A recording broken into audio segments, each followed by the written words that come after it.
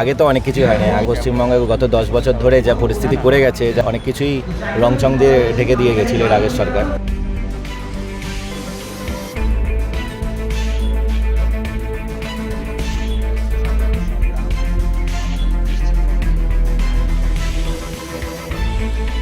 প্রত্যেক বছর আমরা দেখতে পাই যে পতাকা উত্তোলন করা হয় এবং স্বাধীনতা দিবস উদযাপন করা হয় ময়দানের বিভিন্ন ফুটবল ক্লাবগুলিতে, কিন্তু কোনো বছর এরকমভাবে ক্রীড়া মঞ্চের উপস্থিতি কিন্তু লক্ষ্য করা যায়নি। মোহনবাগান ক্লাব থেকেই কিন্তু নিজের বার্তা, শুভেচ্ছা বার্তা জানালেন ইন্দ্রনীল।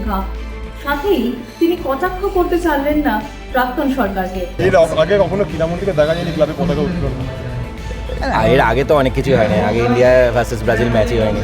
এর আগে আমাদের পশ্চিমবঙ্গে গত 10 বছর ধরে যা পরিস্থিতি করে গেছে, যার ফলে আজকে কমনওয়েলথে একজন আমাদের এত মেডেল দেশ পাচ্ছে, ভারতবর্ষ পাচ্ছে, কিন্তু ইন্ডিয়ার কোনো মেডেল নেই।